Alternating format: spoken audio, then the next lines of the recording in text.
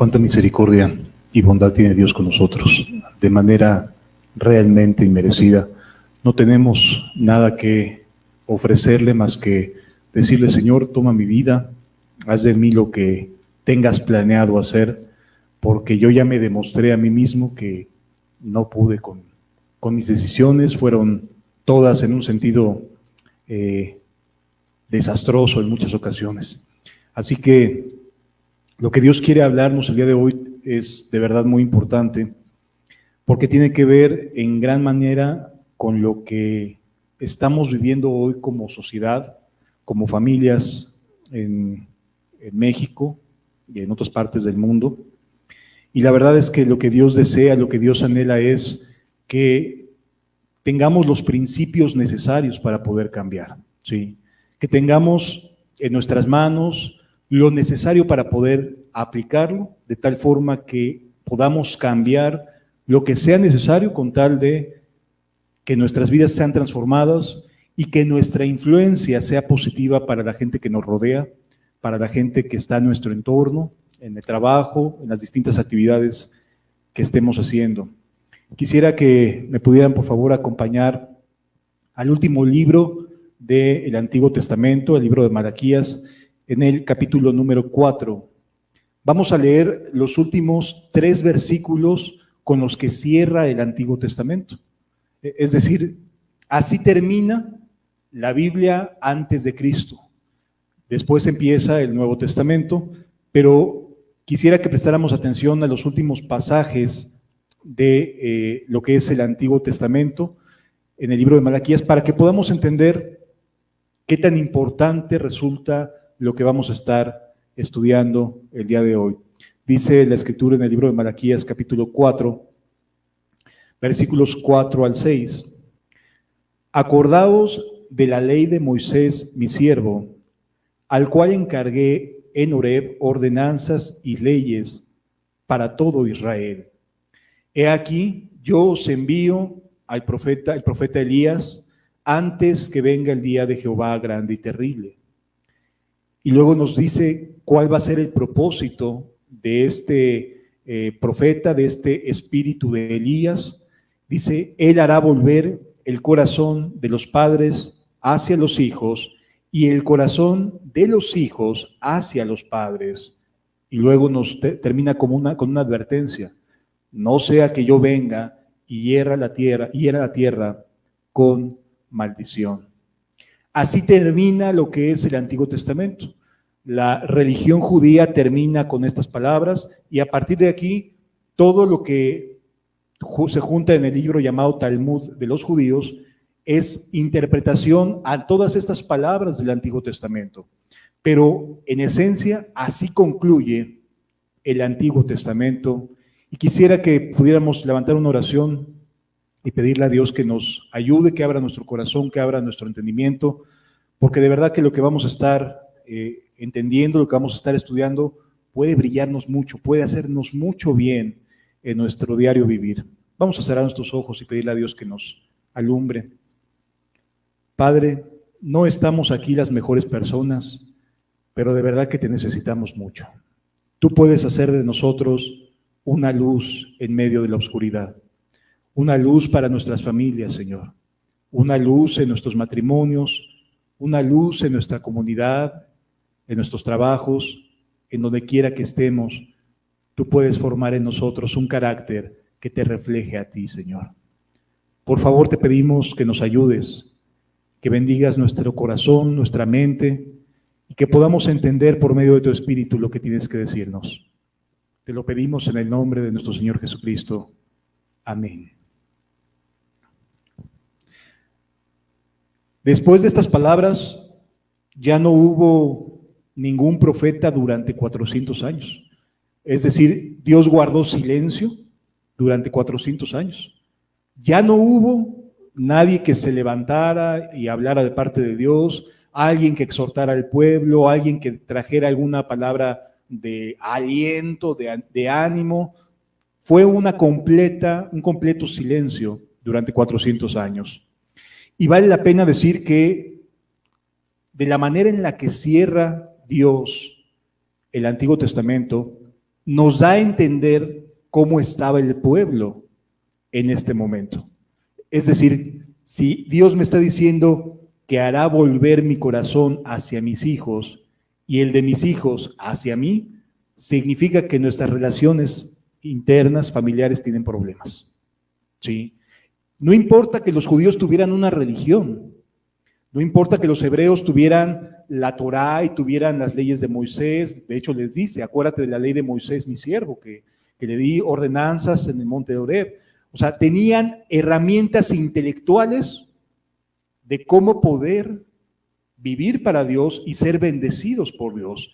Sin embargo, la manera en la que cierra el Antiguo Testamento nos lanza un mensaje. Las cosas no marchaban bien dentro de las familias de Israel. Dentro de las familias del Antiguo Testamento, las cosas no marchaban bien.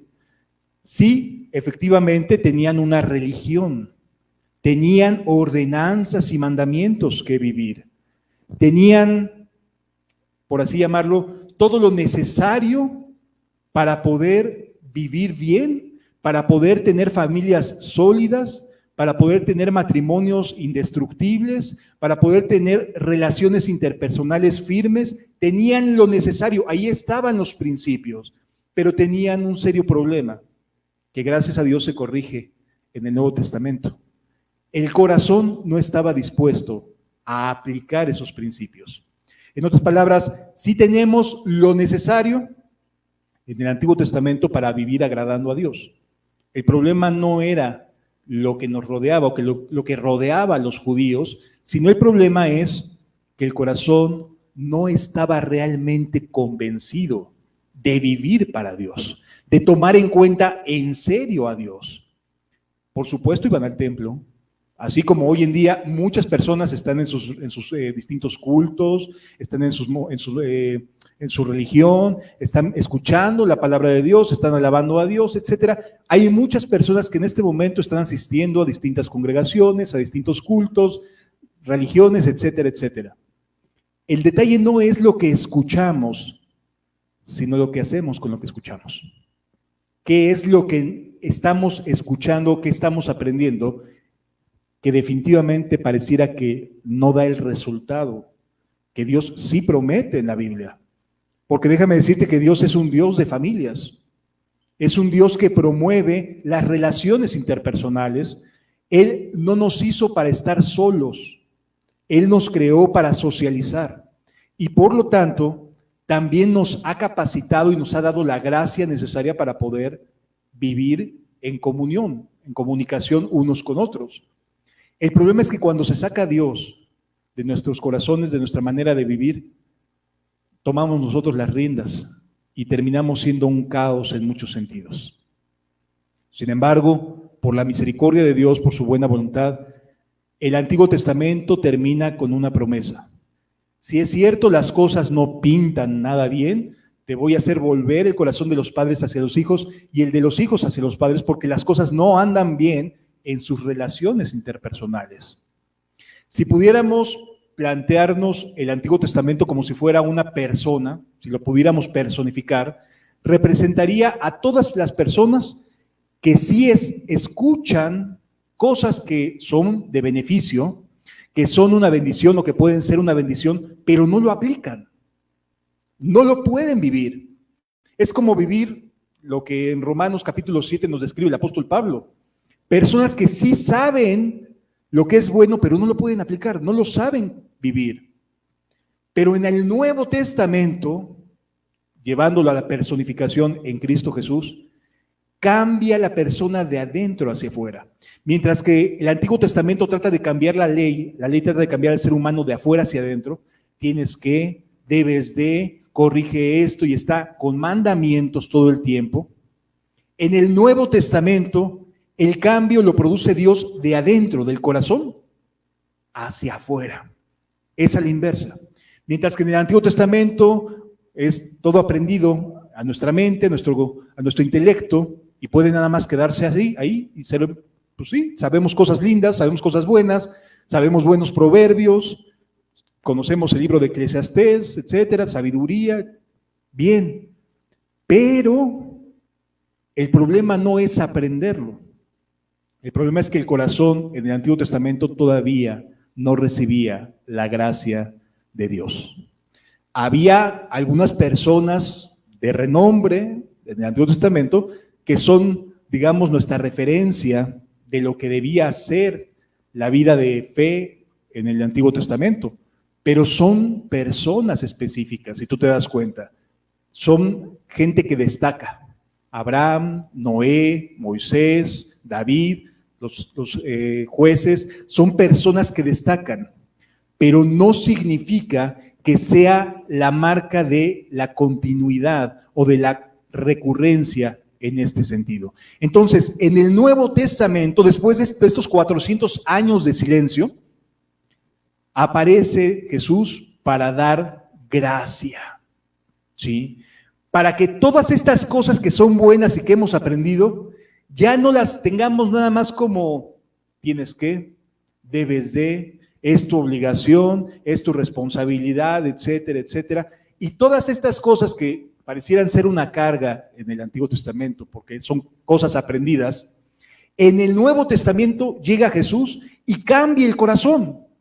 Es decir, desenchufa lo mal que estaba en el corazón antiguo y coloca a uno con las capacidades y con el deseo de aplicar lo que Dios nos enseña.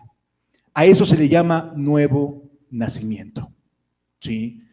Y entonces, estos 400 años de silencio de parte de Dios terminan con un momento maravilloso que es cuando Dios le anuncia a Zacarías y a Elizabeth que el tiempo de este sequedal, de este llamado a volver el corazón de los padres hacia los hijos y de los hijos hacia los padres, estaba por iniciar con la llegada de Jesús.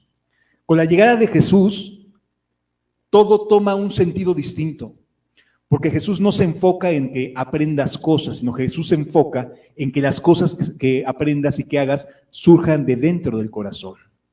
Que tú puedas ver que sí hay cambios, que sí hay esperanza, que árbol que nace torcido sí tiene manera de poderse corregir, y no solo corregir, de volver a empezar. Y esa es la buena noticia que trae Cristo. La buena noticia que trae Jesús no es tienes que seguirte, de echarle ganitas y a ver ahí cómo te va. No, la buena noticia de Jesús es sí puedes volver a empezar. Sí se puede empezar de adentro hacia afuera. Ya no por mandamientos, ya no por religión. La religión no sirve. La religión lo único que te enseña son normas, mandamientos, pero no te cambia el corazón. Jesús sí te puede cambiar el corazón. En Él sí hay la capacidad y el poder para decirte, te doy otra oportunidad para que vuelvas a iniciar, pero ya no con el mismo corazón con el que venías. Ese no funciona. Os haré corazón de carne y espíritu nuevo pondré dentro de vosotros, le dice la Escritura en el Antiguo Testamento, en una promesa profética. Jesús viene para darte una nueva oportunidad, un cambio de vida real. No solamente una contención, porque en la religión me queda claro que te puedes moralizar. O sea, tú puedes ser una persona moralmente correcta ante la sociedad, ante tus hijos, ante tu familia. Puedes ser moralmente alguien de muchas virtudes, pero la moral termina por cansar. Si nada más eres una persona moral y estás haciendo las cosas por tus propias fuerzas, porque tienes que, al Antiguo Testamento, tienes que, debo de, y solamente estás siendo moralmente correcto, te vas a agotar. Al paso del tiempo te vas a desgastar y te vas a fastidiar de portarte bien, porque todo el mundo se porta mal. Y entonces dices, bueno, pues si los malos también prosperan, ¿por qué yo tengo que estarme sujetando a estar diciéndome no a ciertas cosas que veo que son muy divertidas, ¿no? Entre comillas. Bueno, la moral, las personas que solamente cambian moralmente, no pueden cambiar el corazón, no tienen a Dios cambiando desde adentro y fluyendo de dentro hacia afuera. Entonces, es importante que podamos ver y comprender la tierra que hoy pisamos, nuestra generación, no es una generación que tenga las mejores calificaciones de conducta y consecuencias que ha habido en la historia de la humanidad. La verdad es que vivimos tiempos de verdad muy, muy tristes, muy desoladores. La gente vive desesperanzada. Hay tantas personas que viven adictas a los medicamentos antidepresivos, y no estoy diciendo que sea mala la medicina, solamente estoy diciendo que la adicción, esta necesidad, se debe en buena medida porque su estado emocional no tiene paz. No hay paz, dice la palabra de Dios. Entonces, ¿qué sucede? Esta cantidad de veces que sube y baja el estado emocional de las personas genera problemas interpersonales y donde mayormente se ven reflejadas es en la familia. Los primeros en recibir los buenos cambios es en casa, o los que primero que reciben las malas decisiones también es en casa. Lamentablemente así es, ¿sí? Si un padre de familia está tomando malas decisiones, los primeros en recibir las consecuencias es la esposa y los hijos. Y de igual manera, si un padre o una madre comienza a tomar buenas decisiones, los primeros beneficiados son el esposo y los hijos. Es decir, si queremos cambiar, si queremos que Dios encienda una luz en nuestro corazón, tenemos que entender que los primeros beneficiados van a ser los más cercanos, los más próximos, que es nuestra propia familia. ¿Sí? Vivimos tiempos complicados, definitivamente. Pero así termina el Antiguo Testamento, con una promesa: hay esperanza. Haré volver el corazón de los padres hacia los hijos. ¿Esto qué significa? Que el corazón de uno como padre va a cambiar. Y déjame decirte que el corazón en ese momento de los padres judíos era un corazón que tenía esta tendencia a querer siempre formar un buen equipo, una buena familia, ¿sí? Los judíos tenían muchos problemas porque muchas naciones querían invadirlos. Todo el mundo quería invadir la zona de Judea y de Cisjordania hoy en día. Todo el mundo quería invadirlos. Y entonces lo único que podía fortalecer su manera de vivir, su manera de pensar, era el núcleo familiar. El problema es que para el libro de Malaquías, el núcleo familiar ya no representaba ese lugar de tranquilidad donde pudieran estar salvaguardados los hijos, el matrimonio y las relaciones interpersonales. Ya estaba afectado en el Antiguo Testamento. Así que tenía que haber un cambio desde la familia. Por eso Dios termina diciendo: Él hará volver el corazón de los padres hacia los hijos y de los hijos hacia los padres. Porque el primer lugar donde se van a notar los cambios y que se necesita cambiar son las familias. Y por esa razón, nuestro adversario está enfocado en destruir familias. Por eso es tan fácil la retórica de: pues no importa, ¿qué tanto es tantito? Y no importa, pues si ya te toca divorciarte, pues te tocó divorciarte y ya, ni hablar. ¿Cuántas personas no han vivido divorciadas en el resto del mundo? Y así comienza el lavado de cerebro con que, bueno, la desintegración familiar es normal. No, amados, no es normal. Es una terrible maldición. Es terrible, de hecho, lo que se está viviendo hoy en el mundo. Pero Dios quiere darnos una buena noticia. Después de esta advertencia de Él hará volver el corazón de los hijos hacia los padres y de los padres hacia los hijos, no sea que yo venga y hiera la tierra con maldición, la manera en la que inicia el Nuevo Testamento nos la narra el Evangelio de Lucas. Si me acompañas, por favor. Lucas, capítulo 1.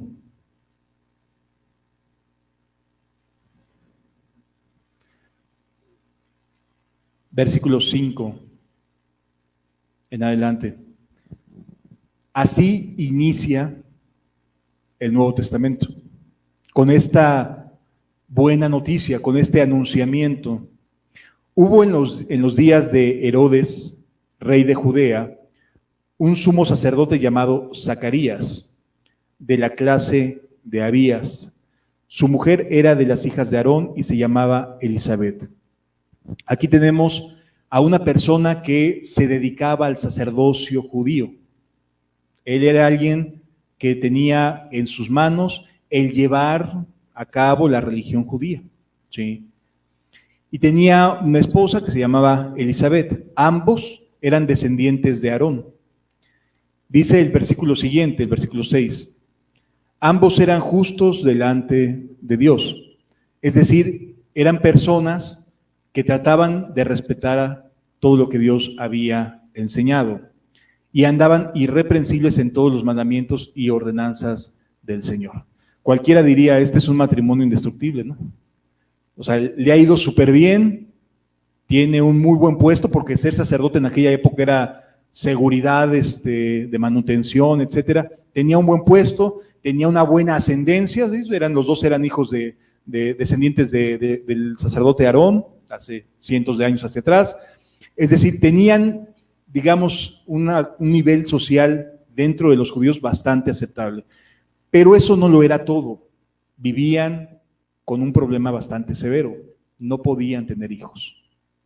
Entonces, todo ese gozo y toda esa seguridad y todas esas buenas virtudes que habían desarrollado a lo largo de su vida, no tenían sobre quién enseñarlas, no tenían cómo poderlas transmitir. Sí, a la gente sí, porque enseñaban, por supuesto, pero no tenían hijos. Y una de las cosas que en aquella época se consideraba como una maldición era no tener hijos. Entonces, este matrimonio, que a los ojos de Dios era recto, era justo, delante de la sociedad era un matrimonio maldecido. Qué paradójico, ¿no? Tenían buena relación con Dios, pero por otro lado, con la sociedad los descalificaba. Por alguna razón no tuvieron hijos, están maldecidos. Y entonces, mientras la sociedad judía podía tener una opinión de pobrecitos, no les ha ido bien, ¿de qué les sirve ese lugar tan importante y ser sacerdotes si no tienen hijos? Esa perspectiva de la sociedad no era la misma que tenía Dios. Sin embargo, nos encontramos lo siguiente, versículo número 7. Pero no tenían hijo porque Elizabeth era estéril y ambos eran ya de edad avanzada. Es decir, ya no podían tener hijos. Biológicamente ya los dos estaban imposibilitados a poder tener hijos. Por lo tanto, ya había una cierta resignación. Pero imagínate toda su vida con esta continua narrativa de, oye, ¿por qué no tienes hijos? Oye, ¿por qué? ¿Qué hiciste? ¿En qué ofendiste a Dios? Y empieza el ratoncito de la mente, ¿no? Y sí es cierto, y a lo mejor no estoy haciendo bien y está Dios enojado, y empieza la mente a jugarnos en contra. Y han de haber vivido vidas bastante difíciles. De hecho, la Escritura nos dice que eran afrentados, quiere decir que eran señalados, no podían tener hijos. Por lo tanto, era una familia que hoy podríamos decir estaba lastimada, aunque era un matrimonio estable, digo, ya eran los dos ancianos, no habían podido procrear. Dice la Escritura, versículo 8, aconteció que ejerciendo Zacarías el sacerdocio delante de Dios, según el orden de su clase, porque había cierto orden y cada cierto tiempo un sacerdote entraba y ponía incienso en el fuego y hacía ciertos rituales, le tocaba en esta ocasión a este sacerdote, le había caído la suerte y habían ido a ejercer su sacerdocio. Y entonces entra en el templo de Dios, entra al lugar de más al fondo. Dice, aconteció que ejerciendo Zacarías el sacerdocio delante de Dios, según el orden de su clase, conforme a la costumbre del sacerdocio, le tocó la suerte de ofrecer el incienso, entrando en el santuario del Señor. O sea, en el lugar más sagrado donde podía entrar un ser humano, un sacerdote, ahí entró Zacarías. Dice, versículo 11, y se le apareció un ángel del Señor puesto en pie a la derecha del altar del incienso. El incienso representa oración, así que vale mucho la pena decir que el ángel se hubiera parado a un costado a la derecha del altar de incienso, ¿no? O sea, como diciendo, soy respuesta a tus oraciones, vengo como respuesta a lo que has estado pidiendo. Y dice la Escritura, y se turbó Zacarías al verle y le sobrecogió el temor. Pero el ángel le dijo, Zacarías, no temas. Dios es un Dios que siempre está tratando de evitar que tengamos miedo. Y continuamente en el Nuevo Testamento, en su relación de Jesús con sus discípulos, los está tratando de decir, no tengas miedo. Es que Señor, me está yendo así, no tengas miedo, tranquilo, escucha, baja un poquito tu volumen de tu voz y escucha la mía. Eso es algo que es muy saludable hacer, bajar nuestra voz y decir, Señor, quiero escucharte a ti, porque mi voz no ha funcionado, ya me he escuchado durante cuántos años y no he tomado buenas decisiones. Así que más vale tomarte en cuenta, escucharte. Y entonces dice que Zacarías se turba, versículo 13, pero el ángel le dijo a Zacarías, no temas, porque tu oración ha sido oída. Yo creo que muchas oraciones habrá hecho Zacarías, ¿no? Entonces, ¿cuál habrá sido la oración particular? Pues que quería tener hijos. Toda su vida, no fue un año, no fueron 2 años, desde que se casó. ¿Cuántos años? Ya estaban grandes. 40, 50 años. Habrá sido su oración siempre, por favor, quiero tener hijos. Y la verdad es que 50 años no es algo sencillo. La gente tendemos a desanimarnos y a decir, no, Dios no me oye, no me hace caso, quién sabe si estoy bien, a lo mejor estoy haciendo malas cosas, etcétera. O sea, uno se imagina que por alguna razón Dios no quiere contestar mi oración. Pero aquí el ángel le dice, no, sí te hemos escuchado, o Dios sí te ha escuchado. Ahora es el tiempo de la respuesta. La Escritura dice, pero el ángel le dijo a Zacarías, no temas porque tu oración ha sido oída, y tu mujer Elizabeth te dará a luz un hijo, y llamará su nombre Juan. Aquí inicia un periodo completamente distinto al Antiguo Testamento. Cumple el Antiguo Testamento, pero es un periodo distinto, es un pacto distinto. Y entonces, lo primero que vemos aquí es el amor de Dios como respuesta a la oración de Zacarías y de Elizabeth. Y luego dice, y tendrás gozo y alegría y muchos se regocijarán de su nacimiento. ¿Cómo empieza Dios el Nuevo Testamento? Formando una familia donde no podían procrear. O sea, el Antiguo Testamento termina diciendo Dios, haré volver el corazón de los padres hacia los hijos y el de los hijos hacia los padres, y el Nuevo Testamento comienza Dios formando una familia. ¿Sí nos damos cuenta de la importancia que tiene la familia dentro del plan de Dios? Termina prometiendo familias unidas e inicia haciendo que una familia surja por gracia, por su buena voluntad, por medio de su poder. Eso es algo que debemos de tomar como mensaje para cada uno de nosotros. Dice el versículo 15, porque será grande delante de Dios, no beberá ni vino ni sidra, y será lleno del Espíritu Santo aún desde el vientre de su madre. Es decir, que desde pequeño tendría un propósito. Versículo 16, y hará que muchos de los hijos de Israel se conviertan al Señor Dios de ellos. ¿Cuál va a ser el propósito de este Juan? Hacer que el pueblo, va a dar un mensaje que va a producir que el pueblo se vuelva a Dios. Primer gran mensaje, primer gran predicación que debemos de entender. Una familia se inicia a partir de la conversión de un integrante, cuando menos de uno, en un hogar. Ya después vienen los demás. Pero se inicia a partir de que alguien se convierte en casa, de que alguien decide tomar en cuenta a Dios. Y hará que muchos de los hijos de Israel se conviertan al Señor Dios de ellos. ¿Qué más tiene como propósito el ministerio de Juan? E irá delante de él con el espíritu y el poder de Elías, para hacer volver el corazón de los padres a los hijos. ¿Cómo termina el Antiguo Testamento? Él hará volver el corazón de los padres a los hijos. ¿Cómo inicia el Nuevo Testamento? Con el cumplimiento de que en esta nueva etapa hay una gracia especial para ti y para tus hijos, para ti y para tus padres, para ti y para tus hermanos. Hay una gracia especial, es decir, la voluntad de Dios está aquí expresada tan claramente que no podemos pensar en que Dios te quiera lejos de tu entorno, de tu familia, que Dios te quiera aislado en un monasterio. No, eso no es el plan de Dios. no te quiere lejos de los tuyos, no, por el contrario, desea, anhela restaurar las cosas. Sí.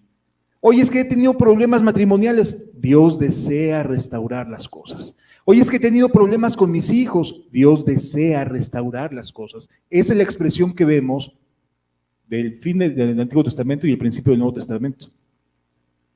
¿Sí lo alcanzamos a entender? Es un deseo de Dios de ayudarte a corregir lo que, al haber tomado las riendas de tu vida, se tomaron malas decisiones. Sí. E irá delante de él con el espíritu y el poder de Elías. Y hay que ver cómo caminaba Elías. Y es otra cosa que vamos a entender. Para hacer volver el corazón, para hacer volver los corazones de los padres a los hijos y de los rebeldes a la prudencia de los justos, para preparar al Señor un pueblo bien dispuesto. ¿Cómo se prepara un pueblo bien dispuesto? Por medio de las familias. Por medio de que haya conversiones dentro de casa, de que tomemos en serio a Dios. ¿Sí? ¿Cómo podemos cambiar las cosas en nuestro hogar? Por medio de que nos volvamos a Dios, que tomemos en serio a Dios. No solamente como alguien que podamos acercarnos para pedir que arregle nuestros problemas. A ver, sí, Dios va a respaldar su palabra si tú la aplicas. Si no la aplicas, pues no la va a respaldar. Si quieres que las cosas sucedan como, ay, arréglame todo lo que ya eché a perder y luego nos vemos, pues no son así las cosas. Es necesario que tomes para ti mismo a Dios. Por eso el versículo 16 es, Él hará que muchos de los hijos de Israel se conviertan. A ver, aquí yo pregunto una cosa, ¿estaban o no convertidos los israelitas? Pues tenían su templo, hacían sus rituales, iban al templo, oraban a las 3 de la tarde, era la hora de la oración en aquel momento, cumplían con el Shabbat, tenían sus sinagogas en sus pueblos, o sea, tenían su religión, pero no estaban convertidos. Sí, tenían su religión, acudían a su religión, cada vez que había una fiesta anual y había que estar en Jerusalén, allí iban a Jerusalén, tenían su religión, pero no les estaba sirviendo, porque necesitaban convertirse realmente en seguidores de Dios. Eso nos demuestra que no todos los que asisten o no todos los que escuchan la palabra de Dios en verdad están convertidos. Pueden escuchar, ¿sí? También los judíos lo hacían, pero no estaban convertidos. ¿Pueden alabar a Dios? Sí, por supuesto que sí pueden, pero eso no significa que estén convertidos. Pueden hacer muchas cosas, pero no significa que en verdad estén convertidos a Dios. El primer paso para ganar a tu familia es que estés realmente convertido. No hay otra manera de poder hacer que tu corazón se vuelva hacia tus hijos si no estás convertido. Y más en un tiempo como en el que vivimos, porque hoy en día el objetivo es sé feliz aunque los demás no lo sean. Ese es el estándar a seguir. Sé feliz tú, llénate de todas las cosas que deseas, aunque los demás no lo hagan. Aunque tu familia se eche a perder en el intento. Aunque tomes malas decisiones, aunque sé feliz tú. Ese es el eslogan que siempre están vendiéndonos. Tienes que ser feliz, hombre. Sé feliz tú. ¿Y los demás? ¿Para qué te preocupas de los demás? Cada uno tiene su rollo, hombre. Tú sé feliz tú. Preocúpate por ti.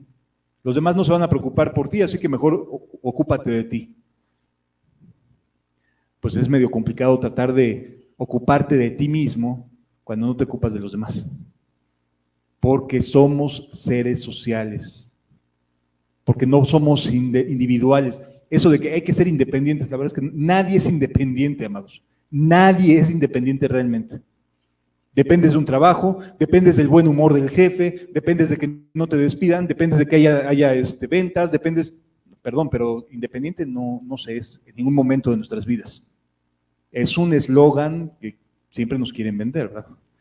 Pero realmente siempre estamos a las expensas de otras personas. Si te compran un producto, bueno, qué bueno, pero estás a expensas de que te lo hayan comprado, si no, no tienes ingresos. ¿Sí lo vamos entendiendo, amados? Es decir, es importante entender que no te puedes aislar. No te puedes aislar. Y la manera en la cual Dios quiere ayudarte es, conviértete. O sea, no seas cristiano de domingo. Sé cristiano todos los días. Sé cristiano en tu trabajo. Sé cristiano en tus relaciones personales. Sé cristiano con tus hijos. Sé cristiano en todas las áreas de tu vida. Cambia en todas las áreas de tu vida. No nada más en las cosas que digas, yo ya me fastidié de esto. Porque solemos ser muy egoístas hasta en eso. Podemos cambiar si ya lo que estaba haciendo ya me cansó. Ya me fastidió, entonces lo cambio. Sí. No, amados. La voluntad de Dios es, a ver, toma en serio las cosas. Toma en serio la vida de fe. Porque si tú te vuelves al Señor tu Dios, Dios hará volver el corazón tuyo hacia tus hijos. Y hará que muchos de los hijos de Israel se conviertan al Señor Dios de ellos. ¿Sabes por qué en muchas ocasiones las iglesias tienen problemas con sus hijos, los asistentes? Y terminan muchas veces los hijos como yéndose a tomar muchas malas decisiones muy terribles porque los papás no estaban realmente convertidos. Sí, estaban en una religión, eso que ni qué. Asistían a una religión, no hay duda de ello. Pero convertidos, a mí Dios me promete que si estoy convertido, habrá una gracia especial para volverme a mis hijos. No quiere decir esto que le tengo que cumplir todos los berrinches a los hijos, no es eso. No vayamos a equivocarnos. Cuando se refiere a volverse, quiere decir que los hijos toman una posición dentro de nuestra esfera de relaciones de lo más importante. ¿Sí? De tal manera que un hijo se va a convertir en alguien sobre el cual puedes enseñar a amar a Dios, sobre el cual puedes transmitir tus conocimientos. Es tan importante que fíjense lo que nos dice en el libro de Génesis, capítulo 18, que en el Antiguo Testamento Dios ve a un personaje como Abraham,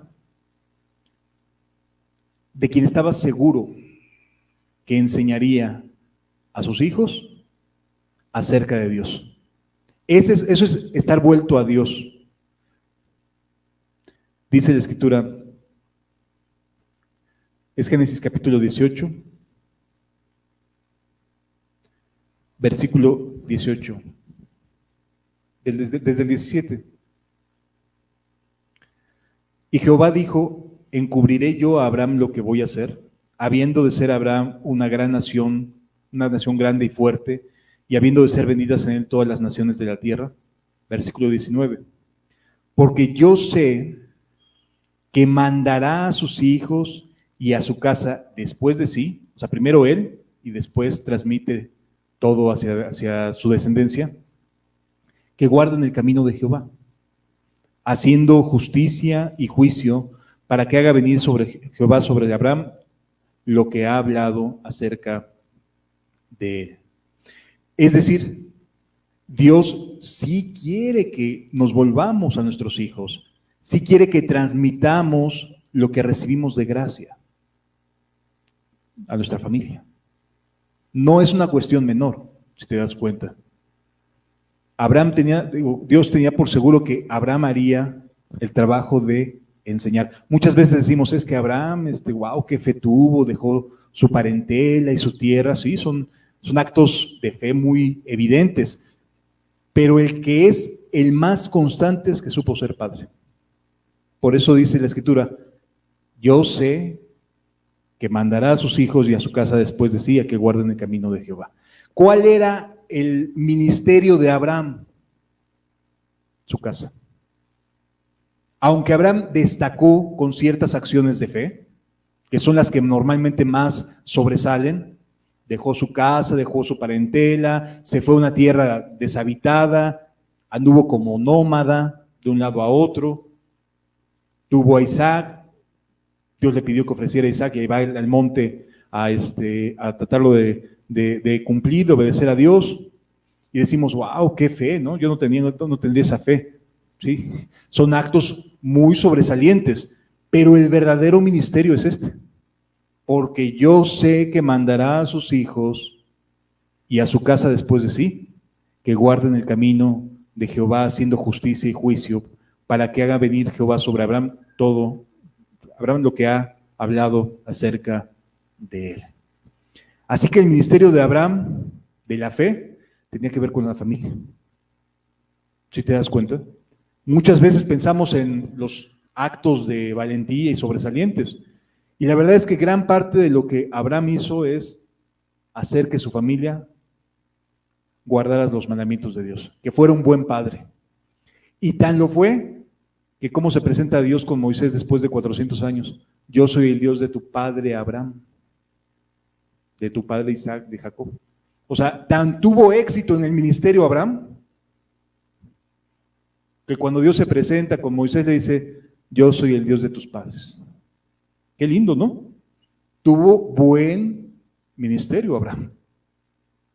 Por lo tanto, amados, el llamado que Dios quiere a darnos el día de hoy es, necesitamos volvernos a las Escrituras en torno a la familia.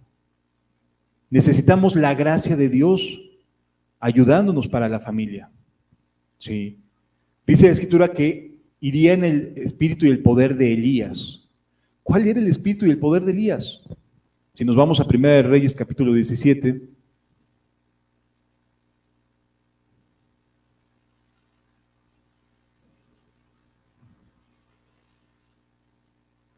Primera de Reyes, capítulo 17, versículo 1. Entonces Elías Tisbita, que era de los moradores de Galaad, dijo a Acab, vive Jehová en cuya presencia estoy. Esto es ir en el espíritu y el poder de Elías. Es esto, estar consciente todo el tiempo de la presencia de Dios. Vivir todo el tiempo sabiendo que Dios está conmigo, sabiendo que me está ayudando, que me está respaldando, que por supuesto que habrá una gracia para mí, para mis hijos, por supuesto que ya hay un camino para que pueda sacar adelante el difícil entorno en el que vives. Sí lo hay, sí hay un camino, ya está preparado. El tema aquí es, hay que volverse a Dios. Hay que volverse a Dios. No se trata de una moneda al aire y a ver si salen las cosas. Es volverse a Dios para que las cosas cambien realmente. Para que las cosas transiten como Dios quiere. Elías dice, vive Jehová en cuya presencia estoy. Él vivía consciente de que Dios estaba con él, de que Dios lo estaba ayudando, de que Dios lo había mandado, de que había gracia de Dios para él y hacerle frente al rey Acab. Lo mismo es para nuestras familias, lo mismo es para nuestras casas. Estar consciente, vivir en la presencia del Dios de Israel. Ese es el propósito de estar en el espíritu y el poder de Elías, conscientes de la presencia de Dios. Y entonces hará volver el corazón de los padres hacia los hijos.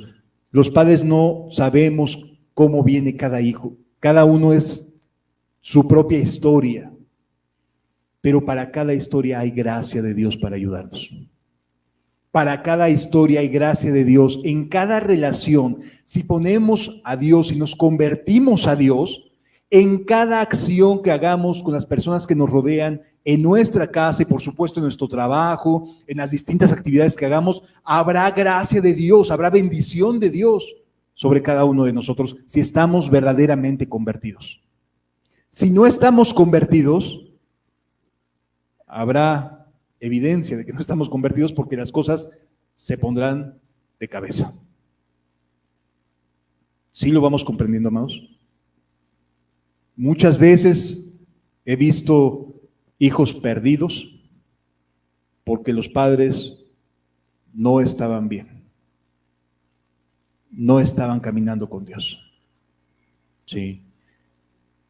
¿Se puede ganar a la familia? Por supuesto que sí. pero hay que primero hacer lo que dice la Escritura. Porque yo sé que mandará a sus hijos y a su casa después de sí. Es decir, primero yo obedezco y luego puedo tener carácter moral para decirle, oye hijo, haz esto de esta manera y así asado. O sea, primero tengo que tener yo mi corazón vuelto. Yo sé que mandará a sus hijos y a su casa después de sí. O sea, primero me tengo que convertir yo y después viene la gracia para mandar a mi casa y para ayudar a mi casa y servir a mi casa y ser protector de mi casa. Primero tengo que ser yo convertido. No sé si me estoy dando a entender, amados. El mensaje de Dios es clarito. Por supuesto, te voy a ayudar. Desde luego, habrá gracia, pero necesitas tomarme en serio. Porque si nada más vas a agarrar esto sí y esto no porque no me gusta, no esperes resultados. Necesitas volverte a Dios de todo corazón. Sí. Y eso es justamente lo que Dios quiere darnos a través de esta serie de enseñanzas que Dios nos estará dando cada domingo. Preparar nuestro corazón, o sea, primeramente nos vamos a enfocar en nosotros, amados. Nada de que voy a traer a mis tíos para que escuchen porque sí se los merecen, para que les den ahí unos buenos hachazos, porque híjole, no, a ver, primero yo. O sea, sí, tus tíos van a venir, pero primero tú, primero cada uno de nosotros, respaldémonos con la Biblia, que Dios me esté ayudando, que su presencia, como dice Elías, vive Jehová en cuya presencia estoy, esté seguro que voy caminando y entonces sí voy a poder decir, vente tío, acompáñame. Va a decir, no, pues sí, si ya vi amigo cambiar, pues si yo conocía al sobrino, ¿cómo era? No, hombre.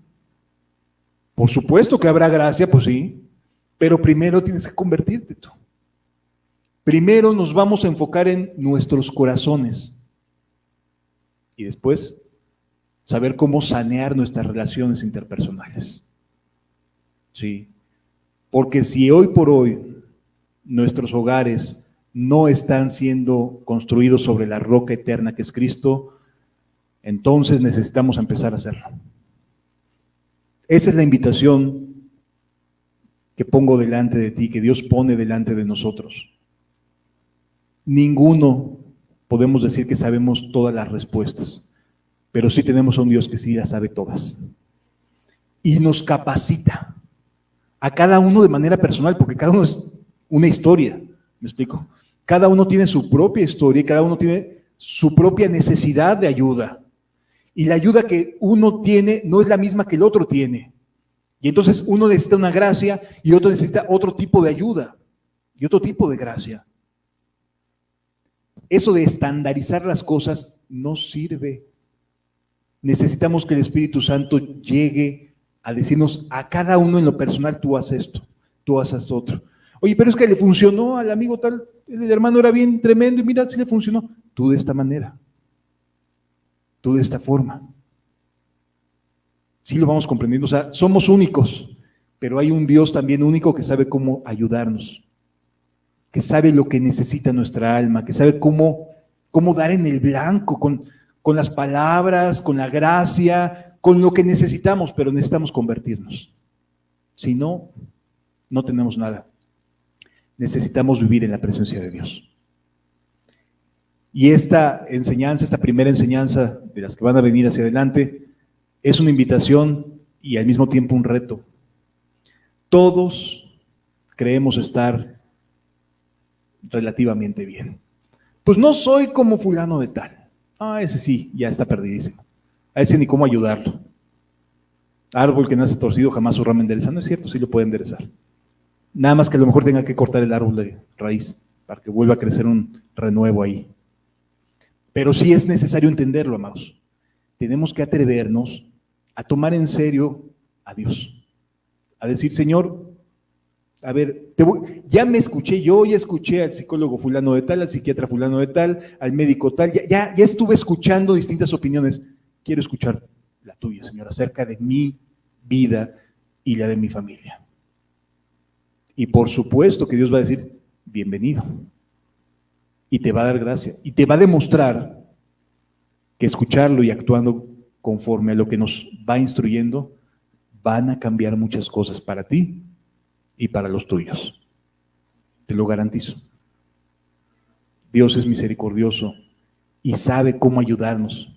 Él dijo que ha puesto eternidad en nuestros corazones y solamente Él, quien es el eterno, puede llenar. Solamente Él. Así que les invito a que cerremos nuestros ojos y le pidamos a Dios que nos brinde ese corazón necesario para disponernos a escucharlo.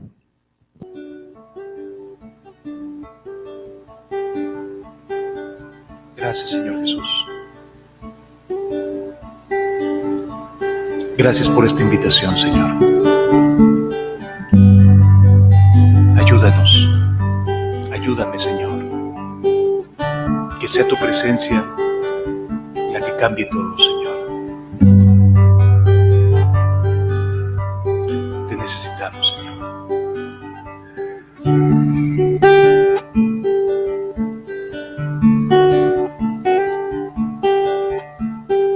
Señor, tu nombre es grande en la tierra. ¿Quién morará con el fuego abrasador? ¿Quién subirá al monte de Jehová y adorará al Dios de mi salvación?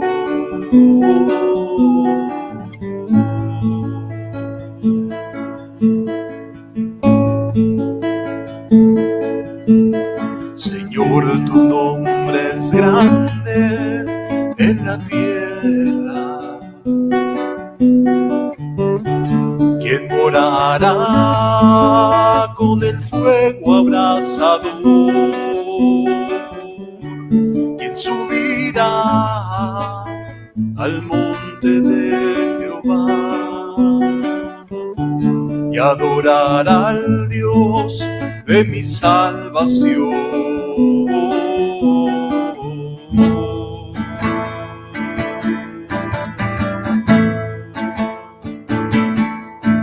Y así me dijo el alto y sublime: yo habitaré con aquel que es pobre y humilde de espíritu, y que tiembla mi palabra.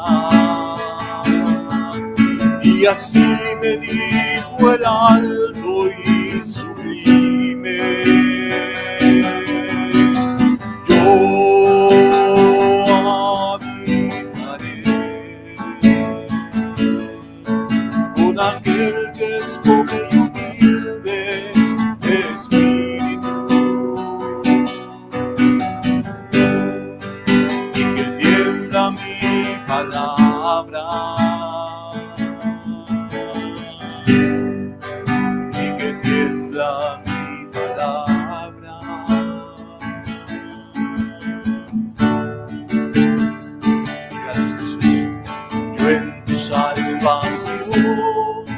Esperado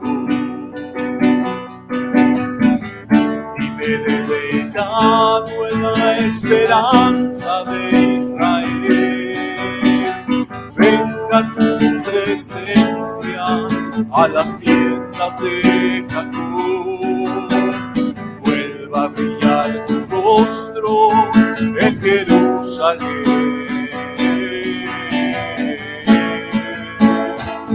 Vuélvete a nosotros, Señor, para que podamos volvernos a nuestras familias. Y así me dijo el alto y sublime: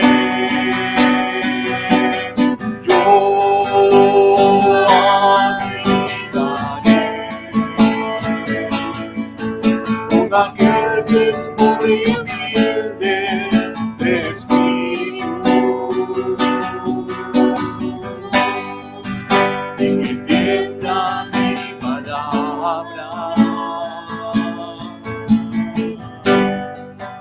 y que tiembla mi palabra.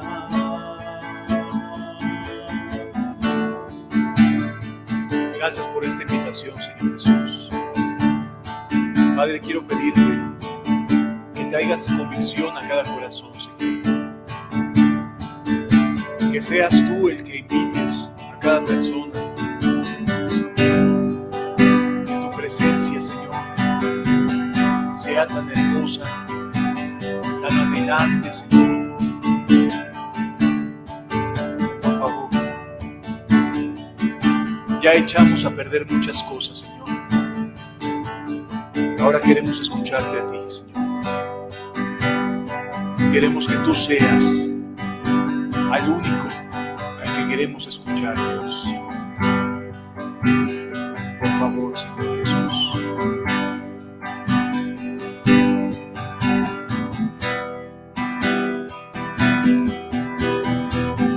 Otra vez abriré ríos en el desierto, mi espíritu clamaré sobre tu generación.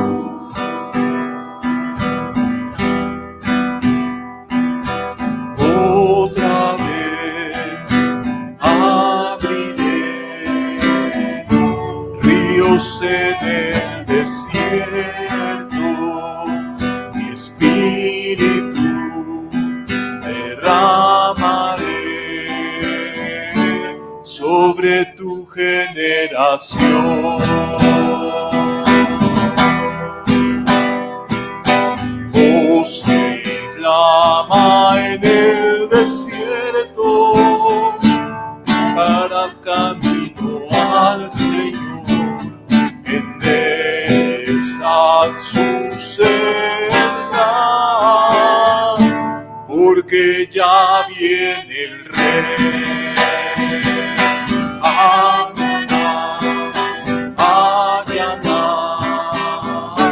El camino del Señor, quitar las piedras de tropiezo del pueblo del Señor.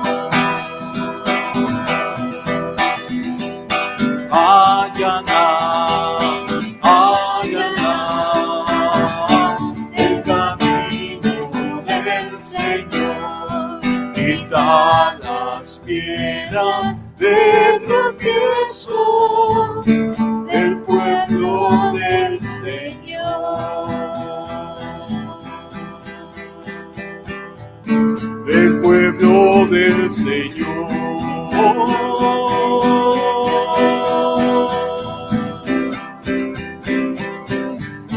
Del pueblo del Señor. Allanar, el camino del Señor, quitar las piedras de tropiezo del pueblo del Señor.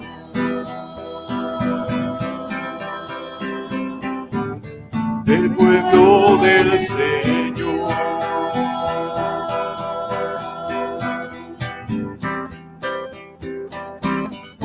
Del pueblo del Señor. Del pueblo del Señor.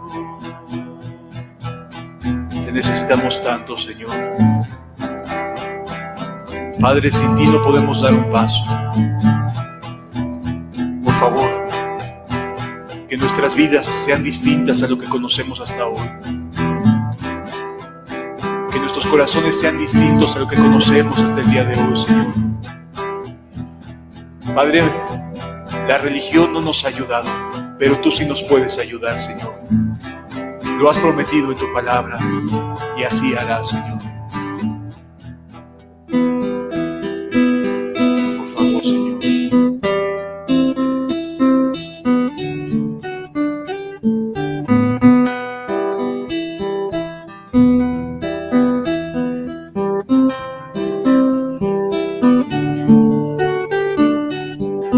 Bendito sea, Señor. Es que nuestra familia te necesita, Señor. Nosotros te necesitamos.